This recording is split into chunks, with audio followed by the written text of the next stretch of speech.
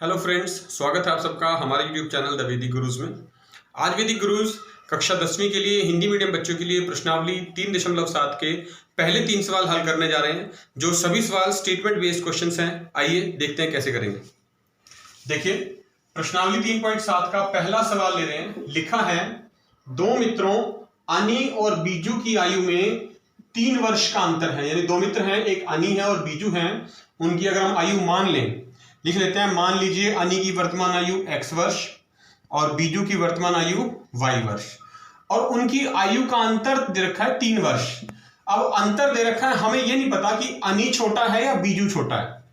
अगर मैं ये मान लूं कि पहली स्थिति में अनी बड़ा है, बीजू छोटा है, तो अनी की आयु में से बीजू की आयु माइनस करेंगे, अंतर लेना x माइनस वाई, 3 वर्ष। तो x बराबर ये माइनस वाई और जाके y जमा 3 आ जाएगा। ये समीकरण 1 हो गई। दूसरी स्थिति ये भी हो सकती है कि बीजू बड़ा हो और अनी छोटा हो, तो बीजू अनी से बड़ा है। जब बीजू बड़ा है तो बीजू की आयु में से अनी की आयु घटा करेंगे, यानी y माइनस एक्स लिखेंगे इस बार, और अंतर 3 वर्ष दे रखा है, तो माइनस एक्स इधर जाके प्लस एक्स बन जाएगा। तो समीकरण 2 जो बनेगी वो y बराबर x जमा 3 बनेगी।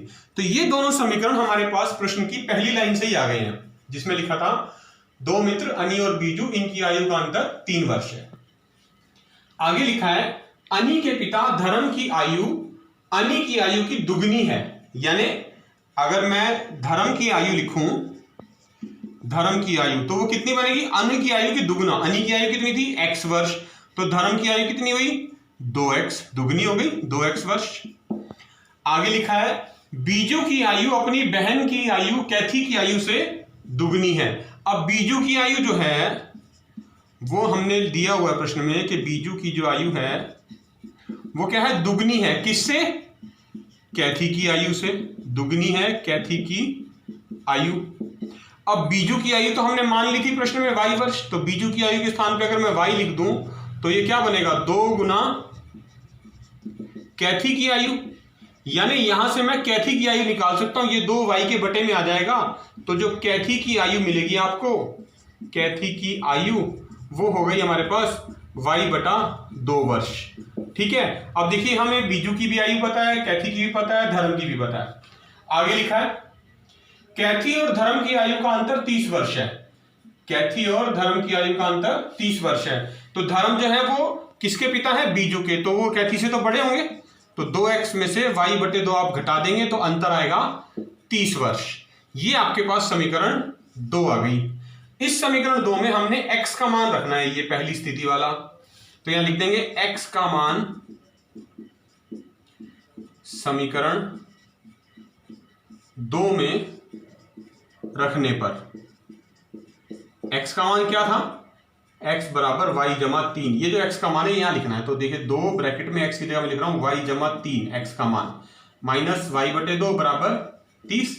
इसको हल कर लेंगे, क्या आएगा? ब्रैकेट खोलिए, 2y जमा 2 तिया 6 माइनस y बटे 2 बराबर 30। लघुत्तम ले लें सारे का, 2 आएगा। 4y जमा 6 दूनी 12 माइनस y बराबर 30 बटा 1 लिख ले। आर पार गुना कर दीजिए। जब आर पार गुना करेंगे तो ये बनेगा 3y जमा 12 बटे 2 बराबर में 30 बटा 1। हमने इसको एक स्टेप हल करके लिख लिया है। जब आप इसकी आर पार गुना करेंगे तो क्या होगा? देखिए, 3y जमा 12 बराबर 30 गुना 2 कितना होता है? 60। 3y बराबर 60, ये जमा का 12 इधर जाके घटा का बन जाएगा, और 3y बराबर 60 में से 12 गए 48। तो जो y का मान आएगा वो आएगा 48 बटा 3। ये काट देंगे आप, 16 3 48, तो y बराबर 16 वर्ष। यानी जो y थी बीजू की आयु वो 16 वर्ष आ गई। अब हमें अनी की आयु भी निकालनी है, वो x के मान में थी। x का मान क्या था? y जमा 3। तो x बराबर y के स्थान पे 16 रख देंगे, 16 जमा 3 19 वर्ष। तो देखिए, पहली स्थिति में जो अनी की आयु आई वो तो आई 19 वर्ष, और जो बीजू की आयु आई वो आई 16 वर्ष। ये 2 चीजें निकालनी थी, क्योंकि पहले हमने स्थिति में कहा था कि अनी जो है वो बड़ा है बीजू से, अनी बीजू से बड़ा है। अब बात करेंगे हम दूसरी परिस्थिति की, जिसमें लिखा था हमने कि बीजू अनी से बड़ा है। तो समीकरण थी y बराबर x जमा 3, और समीकरण 2 हमने पहले से ही निकाल रखी है, बस वही लिखनी है हमने। क्या थी वो? लिख देता हूं मैं यहां पर, समीकरण यहाँ 2 के स्थान पे हम इसका मान 3 रख देते हैं, समीकरण 3, तो ठीक हो जाएगा। यहाँ 3 लिख दिया मैंने।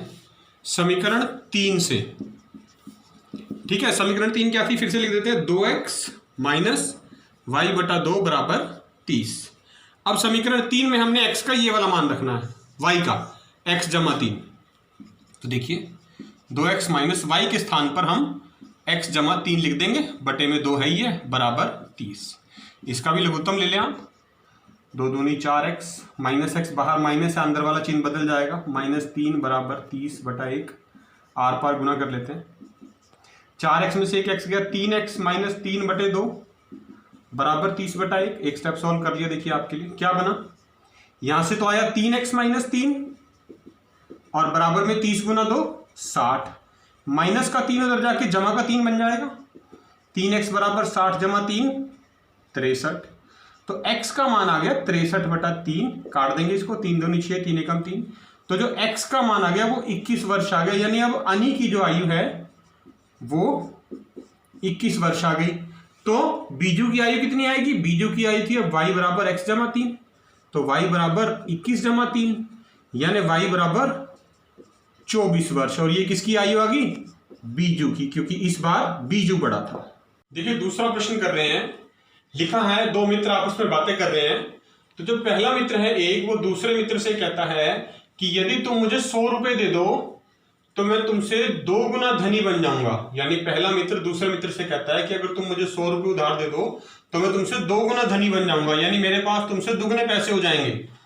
तो दूसरा मित्र उसका जवाब देता है कि यदि तुम मुझे केवल 10 रुपए दे दो तो मैं तुमसे 6 गुना धनी बन जाऊंगा, यानी मेरे पास तुमसे 6 गुना अधिक पैसे हो जाएंगे सिर्फ 10 रुपए देने से।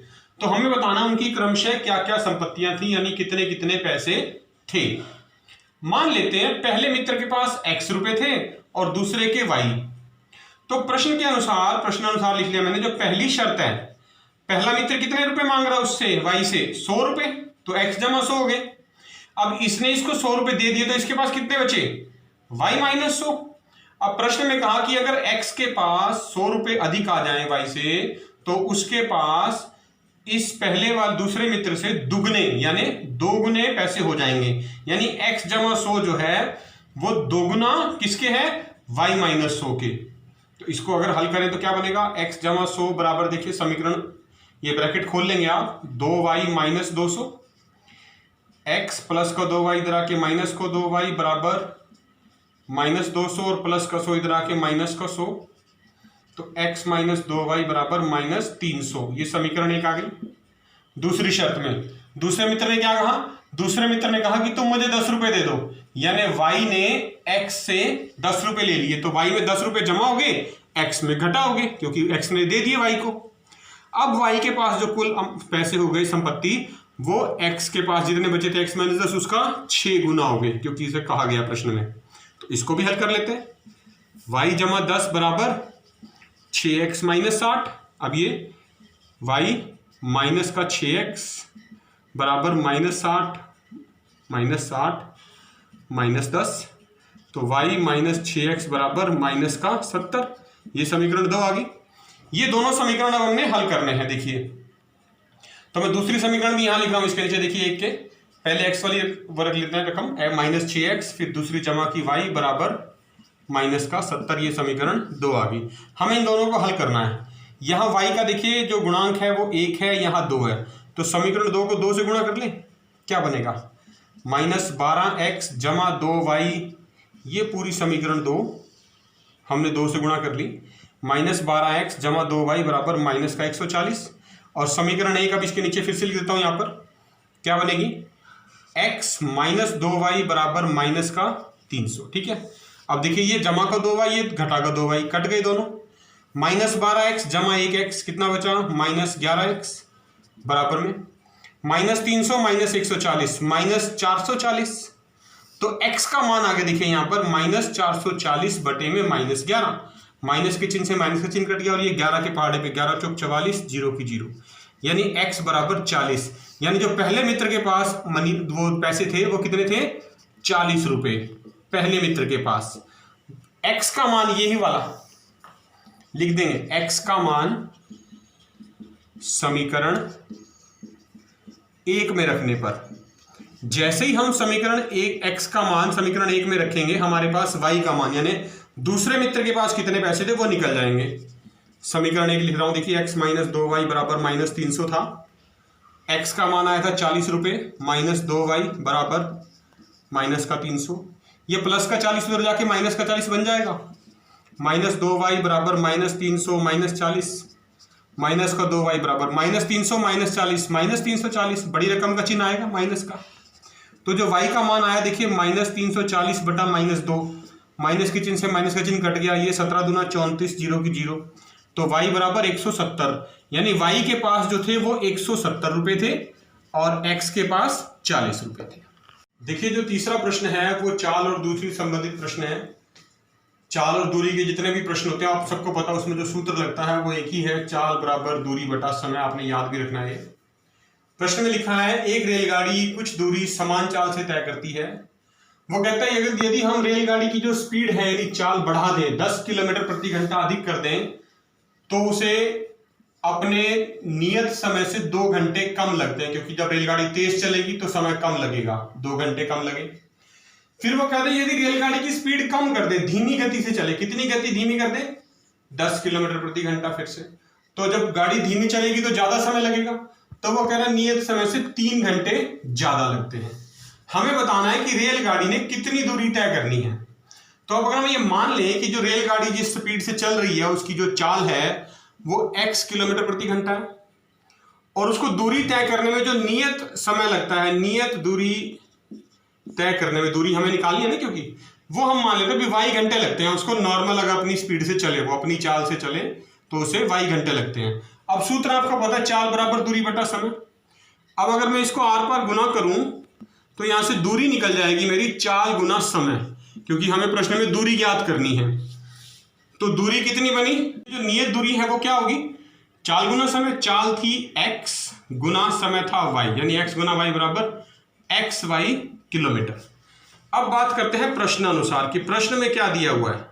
प्रश्न में जो पहली स्थिति दे रखी है, पहली स्थिति में लिख देता हूं, यहां पर लिखा है कि यदि हम रेलगाड़ी की चाल 10 किलोमीटर प्रति घंटा अधिक कर दें, चाल कितनी है x, इसमें 10 जोड़ दें, तो समय कितना कम लगता है, 2 घंटे, यानी समय में से 2 घटा दें, y माइनस 2। दूरी कितनी तय करेगी, वही पहले वाली xy, ठीक है। इसको हल कर दीजिए, ब्रैकेट खोल दीजिए आप, क्या आएगा, ये x इन दोनों से गुना होगा, xy माइनस 2x, और ये 10 अब दोनों से गुना होगा, जमा 10y माइनस 20 बराबर xy। ये xy कट जाएंगे, क्या बचेगा, माइनस 2x जमा 10y माइनस का 20 उधर जाके प्लस का 20, ठीक है। ये आ गई मान लीजिए समीकरण 1। प्रश्नानुसार दूसरी परिस्थिति क्या थी कि अब हमें स्पीड गति की, यानी कि जो चाल है, गति है रेलगाड़ी की, वो धीमी करनी है। कितनी धीमी करनी है, 10 किलोमीटर प्रति घंटा, तो 10 घटा देंगे उसमें से। अब समय ज्यादा लगेगा, कितना ज्यादा लग रहा था, 3 घंटे। दूरी तो वही तय करनी थी xy। अब इस x को ब्रैकेट खोल लिया, देखिए इससे गुना होगा पहले y से फिर 3 से, तो क्या आएगा, xy जमा 3x। अब इस माइनस 10 से करेंगे तो माइनस 10y माइनस 10 दिया 30 बराबर xy। फिर से xy से xy कट गया, देखिए क्या आया, 3x माइनस 10y बराबर, ये माइनस का 30 उधर जाके जमा का 30 बन जाएगा। ये आ गई समीकरण 2 हमारे पास। समीकरण 1 को ध्यान से देखिए अगर आप, ये तीनों गुणांक x का, y का और ये जो कांस्टेंट टर्म है 2 से भाग हो रही है, लिख दीजिए दोनों तरफ 2 से भाग करने पर। अगर आप पूरी समीकरण को 2 से भाग कर देंगे तो क्या बचेगा, यहाँ समीकरण 1 को दोनों तरफ 2 से भाग कर रहे हैं तो क्या बचेगा, माइनस एक्स जमा 5y बराबर 10, और यहां से अगर x का मान निकालें तो माइनस एक्स उधर जाके प्लस का x बन जाएगा, और 5y जमा का 10 इधर आके माइनस का 10। तो ये देखिए x बराबर 5y माइनस 10 आ गया। इसका मान हम यहाँ रख देंगे समीकरण 2 में, लिख देंगे x बराबर 5y माइनस 10 समीकरण 2 में रखने पर, समीकरण 2 में रखने पर, यानी जहां जहां x लिखा है वहां आपने 5y माइनस 10 लिख देना है। माइनस 10y ऐसे का ऐसे बराबर में 30, क्या बना, ब्रैकेट खोलिए, 3 पंजे 15y माइनस 10 दिया 30 माइनस 10y बराबर का 30। देखिए 5y माइनस 10y, माइनस का 5y, माइनस का 30 इधर आके प्लस का 30 हो जाएगा, 30 जमा 30 कितना बन गया 60। तो देखिए y का जो मान आ गया हमारे पास वो कितना आ गया, यहाँ प्लस का 5 आएगा क्योंकि जो बड़ी रकम 15 है उसका चिन्ह जमा का है, तो 5y जमा का आएगा, तो 60 बटे में ये 5 बटे में आ जाएगा, तो 12 पंजे 60, यानी y का मान आ गया 12 घंटे, हमारा नियत समय था ये। अब y का मान आपने समीकरण 2 में रखना है, y का मान समीकरण 2 में नहीं रखते हम, 1 में ही रख लेते हैं। 1 में रखने पर उससे क्या होगा, हमारे पास x का मान भी निकल जाएगा।